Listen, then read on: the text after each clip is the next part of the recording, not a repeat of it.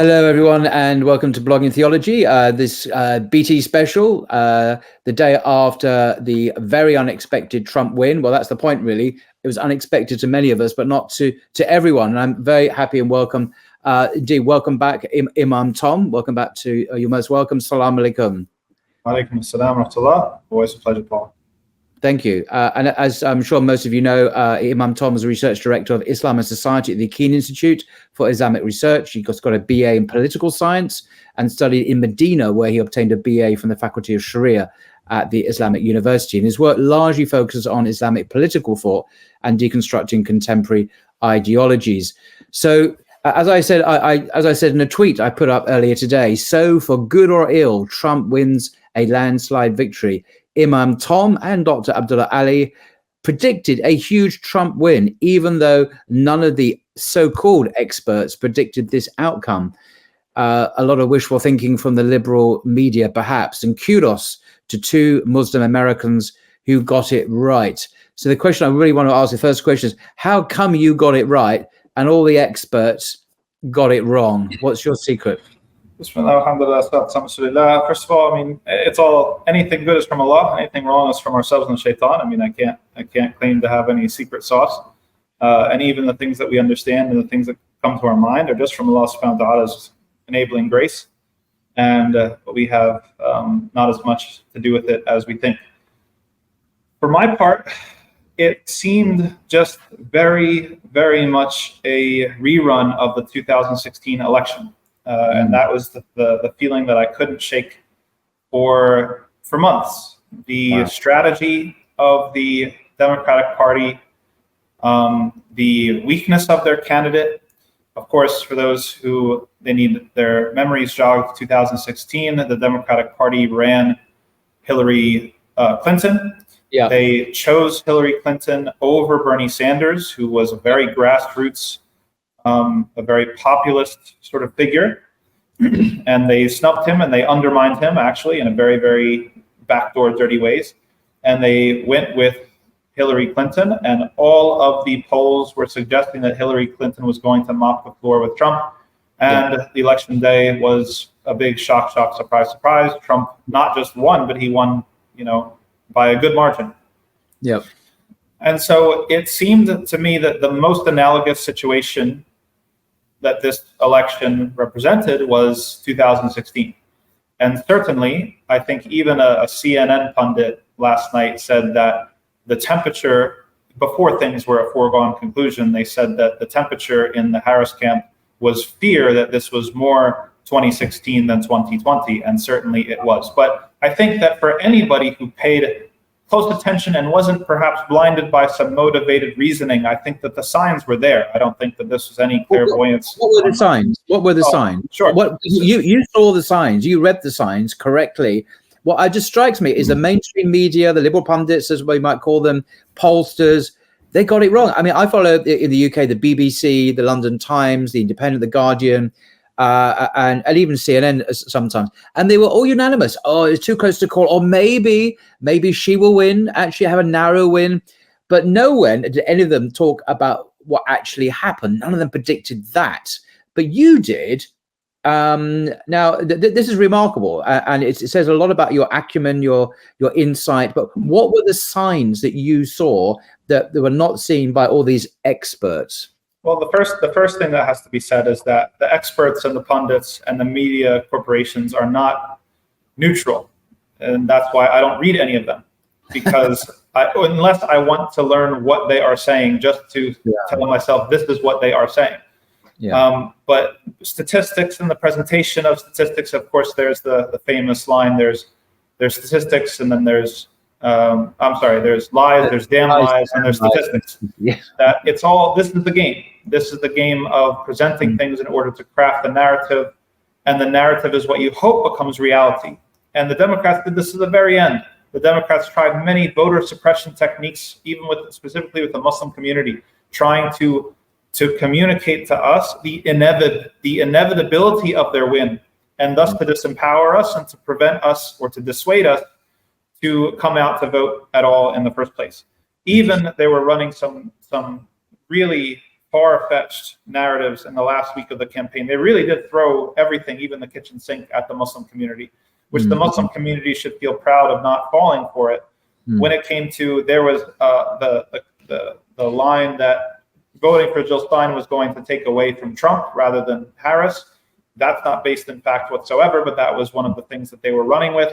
They were running really hard on the narrative that Harris was not responsible and had no power within the Biden administration, and therefore was not responsible. These were all things that the Democratic operatives in the WhatsApp groups with the Muslims were trying to spin. And in the last 3 days, they all came out of the woodwork, Paul. It was amazing to see. It was a very coordinated effort, all of them coming out of the woodwork to badger the Muslim communities online and in person back to voting blue. And thankfully, the Muslim community did not fall for it.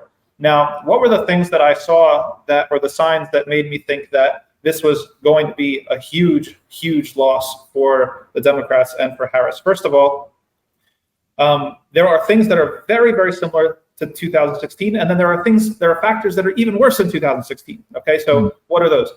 The similarities to 2016, the candidate choice. You are, first of all, the candidate choice was undemocratic and was probably a weak personality, or somebody who does not have grassroots support.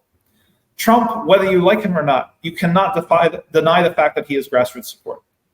There are people on the ground that are very passionately support Trump or what they think that he symbolizes to them. And you can disagree with it, but it's a fact. Nobody has grassroots support for Kamala Harris, and very few people had grassroots support for Hillary Clinton. That the Democratic strategy was not about producing a product, right? If we imagine or make an analogy to business, or I actually made this analogy to someone earlier, the Democratic strategy was to sell an empty box and to tell you, well, at least if you buy from the other guy, it's going to give you cancer. That was essentially their strategy, that there was no quality in the product, there was no vision, there was just vague good vibes. The media strategy, the PR strategy for Harris was absolutely abysmal, absolutely terrible.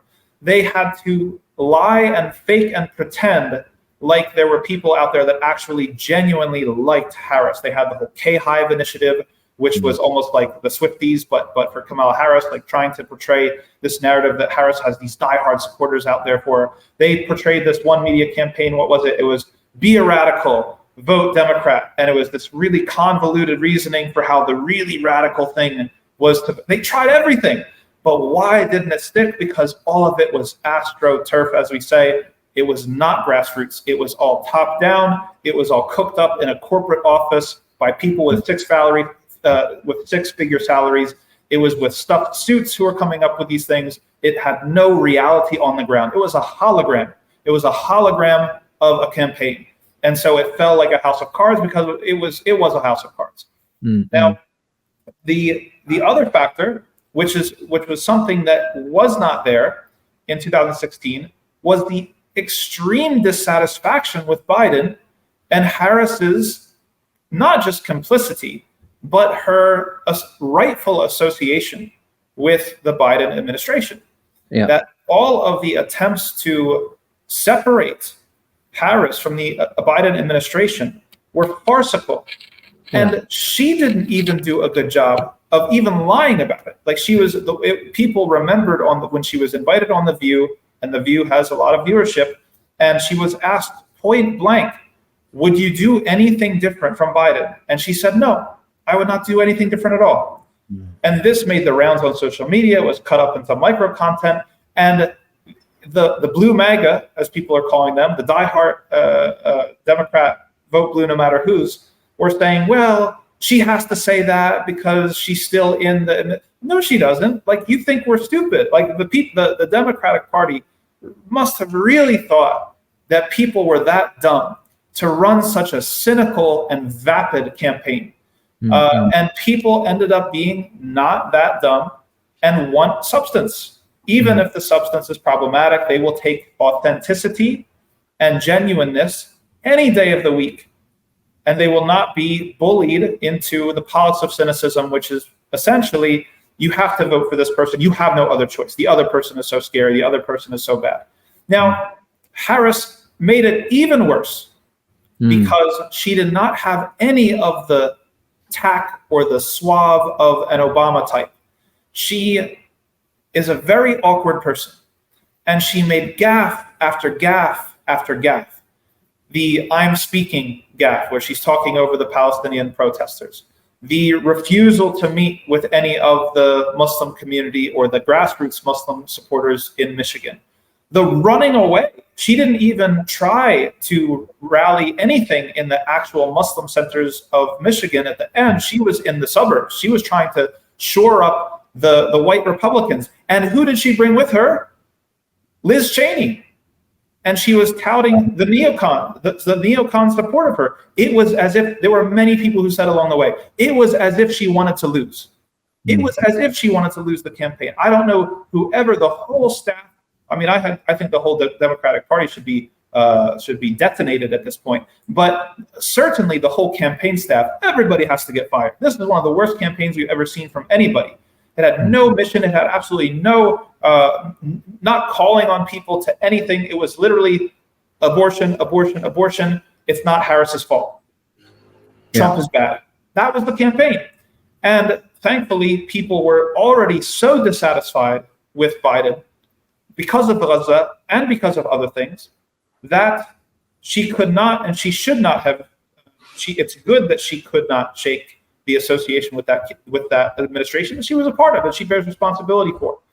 The Democrats since Bill Clinton have attempted, rather than to distinguish themselves from the Republicans, they have attempted to out-Republican the Republicans. And the strategy behind this is that rather than play to the fringe, we'll play to the middle, and we'll try to cut away some of the middle from the other side.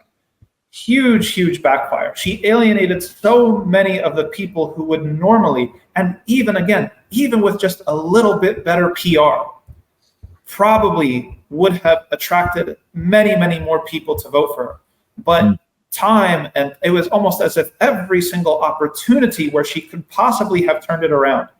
Even the final thing she said in Michigan, which was at MSU, Michigan State University in East Lansing, when she finally made the lukewarm mention of that the war has to end, she couldn't do it without talking about Israeli security, returning the hostages, going after the terrorists. And then sending out mailers to her Zionist base saying, if you've seen mixed messaging on Palestine-Israel, rest assured the support for Israel is ironclad.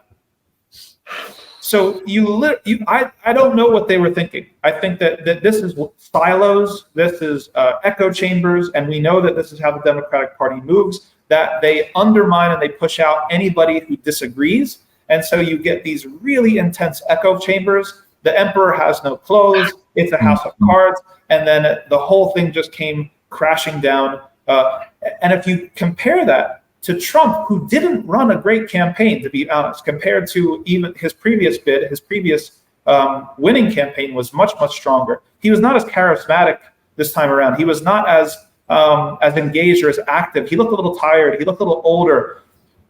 But his job was just to not lose it. Yeah. It was his to lose. Harris kept on committing own goal after own goal after own goal, and Trump stood back, and he just did a little bit. He goes into a Yemeni cafe in Dearborn, Michigan, and he meets with the Muslims, and he says on stage, Muslims are good people, Muslims are not terrorists, Muslims want peace, and I'm going to bring peace to the Middle East. He says this stuff. He played it right. And you can believe he's a liar. You can sure, why not? Yeah, everybody's a liar in politics. But that was an intelligent, rational campaign. Okay, can I just pause that about this Michigan result? I've got the stats in front of me. Donald Trump won 49.7% of the vote, thus winning 15 electoral votes. So he won Michigan. Harris came second with 48.3%. But then, interestingly, Jill Stein of the Green Party got 0.8% of the votes, so only 44,000 votes, actually, although she didn't come last. Robert Kennedy, independent, came last.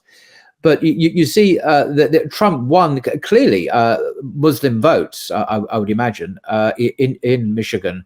And Jill Stein, although she got some, I think she only got a small proportion of the Muslim vote in Michigan. Would you agree with that?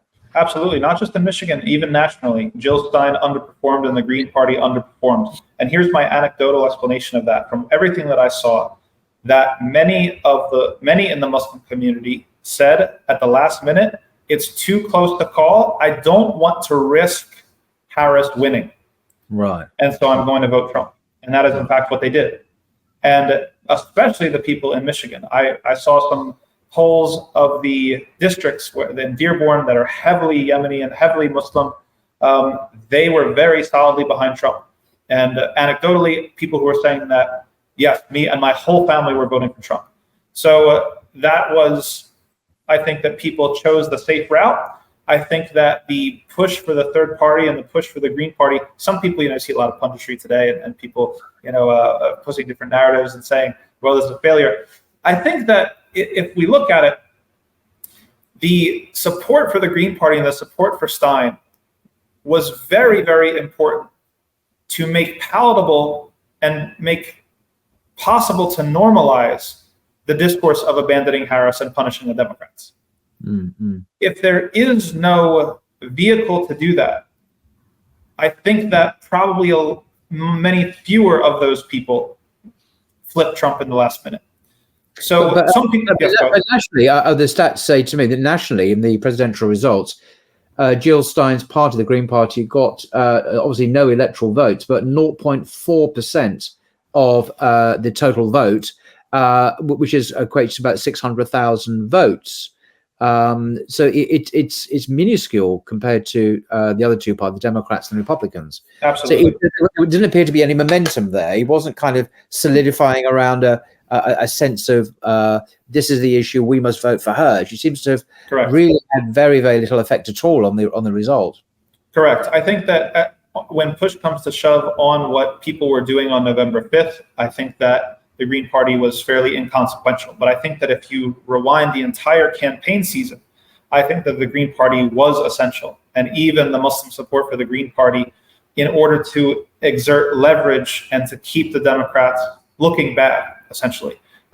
It was a very essential pressure. And let's not forget that there was no appetite in the Muslim community to vote for Trump in February.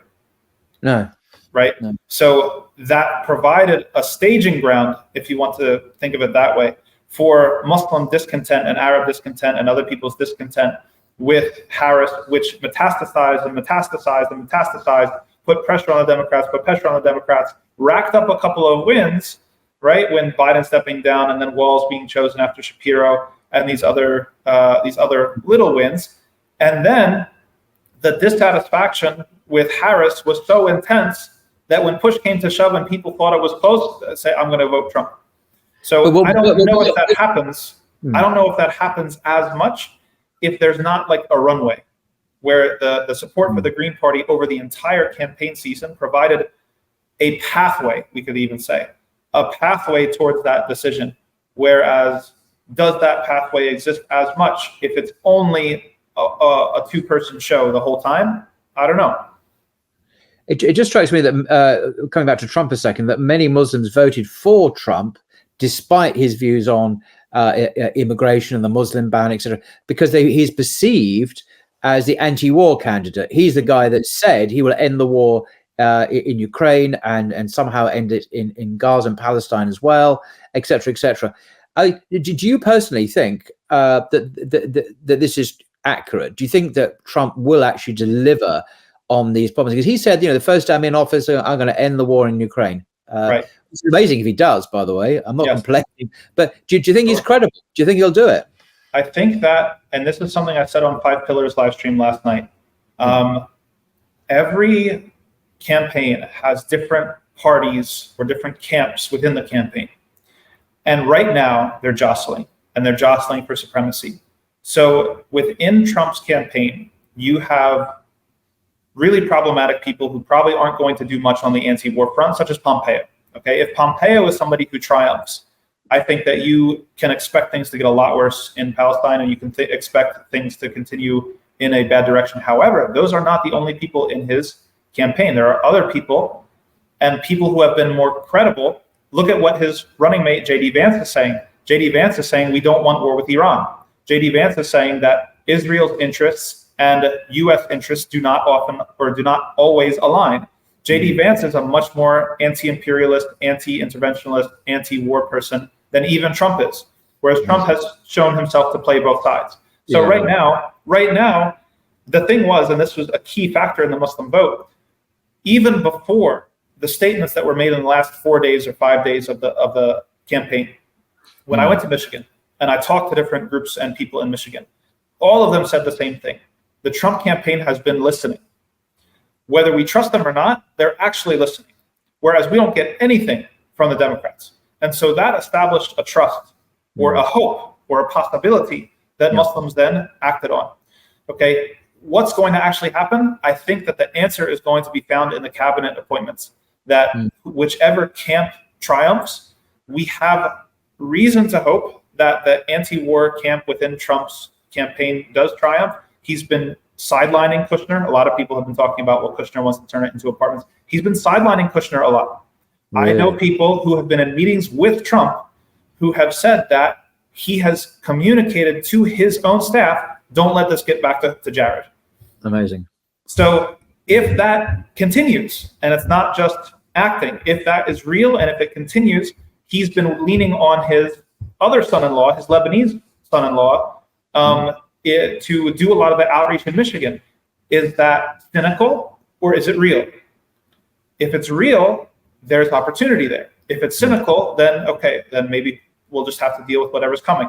So that's what's going to matter. What's going to matter is the appointments and how the cabinet is stacked and who are going to occupy the cabinet positions. If Trump has a vice president who's anti-war and anti-intervention and appoints people in his cabinet that are of similar minds, we actually have a right to hope that he might make good on some of those promises. But it remains to be seen. Yeah, interesting. Just for those of us who are ignorant, particularly me, well, when does he actually assume power? Because he's not president now, obviously. Correct, January 1st. So if you see, yes. So if you see he released this, that he told Netanyahu, apparently, he reported that he told Netanyahu that if he gets elected, the war has to be over by January 1st. Now, yes, that was his ultimatum. Now, the cynics are saying, well, he's saying that they have to finish the job by January 1st, and so that's not desirable. Other people are saying, no, this is typical from what we expect from Trump, because Trump is an egomaniac. He does not like to feel like he's being controlled. He does not like to feel like he's being taken advantage of. He has to be the boss. And so perhaps it is flexing muscle at Netanyahu. Too early to tell. So, but it's possible. That's always been my rationale when I've explained that with Trump, there are certain possibilities. We don't have a crystal ball. It could be horrible. It could be worse. You could have Kushner. You could have Pompeo. You could have all these people who are going to mean horrible, horrible outcomes for the Ummah. But there's a possibility that it doesn't go that way. There's a possibility it goes through Vance. There's a possibility it goes through the anti-war camp. There's a possibility that he stands up to Netanyahu in a way that Biden never would. Well, you did stand up. This is the point. I got the impression with Biden, basically Netanyahu did what he wanted. Basically, Biden funded, armed, gave him diplomatic cover, whatever he wanted. And Netanyahu just did what he wanted anyway. To hell with Biden. He really didn't care. And it made Biden look so weak. It made America look weak. I really don't get the sense that Trump is going to be the same at all. I mean, he won't be. If you've noticed how he behaved, and the thing is that people fail to distinguish between campaign rhetoric and actual your policy and what you do when you're in office. So rather than pay attention to what Trump has said, and to Trump, when he's in front of the Zionists, he's going to say terribly Zionist and anti-Islamic and anti-Palestinian things, and he has. But what did he do when he was in office? The Blue MAGA will say he moved the embassy from Tel Aviv to Jerusalem. Yes, he did. But he did that after he started questioning the relationship between the U.S. and Israel. So that was almost like a making up for something. There's a video clip that I have. I should share it, but it's available. You can find it, where Trump and Netanyahu are sharing the stage at a press conference, and Trump puts Netanyahu on the spot about ending the settlements in the West Bank. And Netanyahu is visibly uncomfortable and upset. He cannot hide it. And that is the type of person that you have in Trump. You have a person in Trump that is, yes, they're unpredictable. but doesn't like to be pushed around, will put you on the spot, is a little bit of a wild card, and there's an opportunity there. And so we hope to Allah subhanahu wa ta'ala that we're able to take advantage and increase the likelihood of these opportunities, and that something even worse doesn't end up happening. But you're completely right. I completely agree that Netanyahu did whatever he wanted to do with the Biden administration. And I don't foresee that happening under a Trump administration. No, it doesn't strike me as that Trump is a man to push around. You talk about his kind of unpredictability and his kind of is that not to some extent just a facade that he's trying to not be predictable, not be someone that people can analyze and map and thus to some extent control? But if he is unpredictable like that, might this not be merely an expression of his madness or his kind of irascibility and weirdness, but actually a deliberate strategy because to kind of wrong for his opponents, to give him the advantage, and thus he can set the terms when people are not expecting it? Do you think there's some method in his madness? I think it's both. I think he leans into that, and he knows that it sets people off, and it's a tactic that he uses. But I also think it is because he is very egotistical, and so this is where I've always said, for the people who are saying that they're just as much Zionist, no, they're not. Trump is about himself, and if Israel and Zionism become a sinking ship, Trump will not go down on that ship. He will not go down on that ship. He will hop off of that ship. Whereas someone like Harris, and especially someone like Biden, they are ideologically committed to Zionism. Even if Zionism is a sinking ship, they will stay on that sinking ship until they drown along with it. So if that's who you're dealing with, then your job is to conceive of and to create a situation in which supporting Israel becomes so costly, either to reputation or to the pocketbook, that Trump will pull back. I think that is one of the possibilities and opportunities that opens up under Trump that isn't there under Harris. Mm-hmm. I came across a post actually by a journalist called Jonathan Cook today on Facebook. I just wanted to read it. It's not very long, but I thought it's very powerful rhetoric. And whether or not one agrees with it, I think it's worth hearing. He wrote, "Notice a pattern of behavior by the establishment media that told us that Kamala Harris was poised for a narrow win. For more than 2 years, that same establishment media told us that Ukraine would win if only we sent a few more bombs and tanks and planes. Over the last year, that same establishment media told us that Israel wasn't committing a genocide, even as we watched it kill and maim tens of thousands of children in Gaza. That same media told us that our leaders were working tirelessly for peace, even as they sent Israel more and more weapons to kill and maim. The establishment media isn't there to report the world as it is. It is there to shape our consciousness of it to the benefit of the establishment.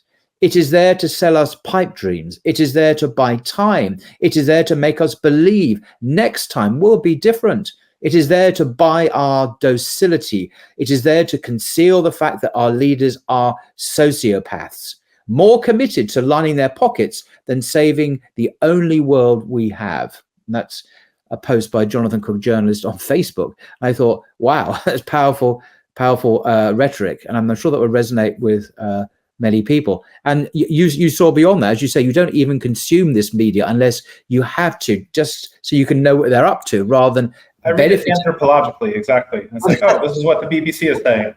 How curious that they gather in their hives and write these articles. That's hilarious.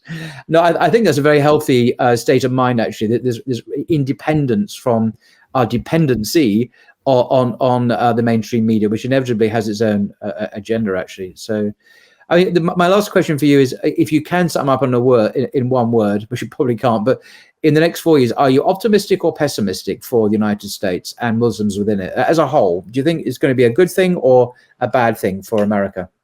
I am optimistic, but it's not necessarily because I think that we're out of the woods or that things are going to be easier for us right away. I realize that there are significant risks and challenges that we face. Our nonprofits and charities might come under attack. We might be attempted to be criminalized, and pro-Palestinian activism might be criminalized in new ways, and all of those are very real challenges. However, what is the source of my optimism is the attitudinal shift in the generality of the Muslim community. Right. That, as Hudayfa Ahmed of the Abandon Harris movement said in his post on Twitter today, we are finished with the attitude of trying to just be model minorities and accepted.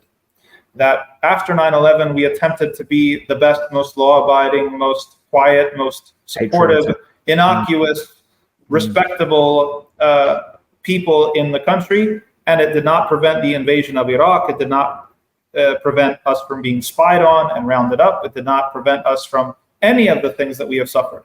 And so it's no more Mr. Nice Guy.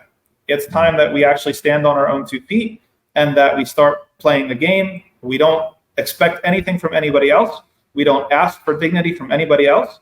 That we're going to now build our own power in an organic and grassroots way, and we're going to organize in such a way that we are going to bring benefit to the ummah at large, and not just the local, our segment of the ummah, but realizing that we have an important influence on a nation whose foreign policy affects much of the ummah, attempt to assist the rest of the ummah in that as well. And so the attitudinal shift that I have seen is my source of optimism, but there's still a long, long road ahead.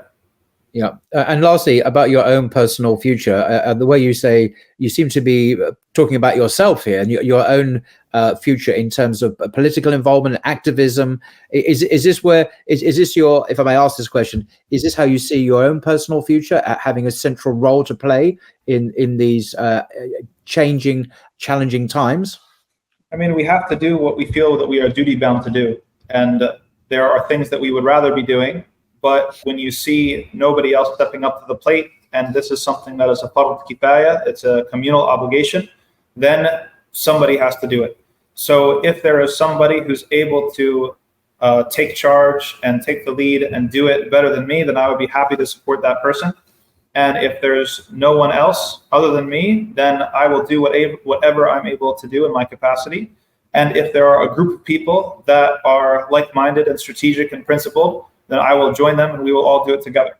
That this comes back to a communal obligation, and we will rise to the occasion, inshallah, and pursue Allah's approval through that.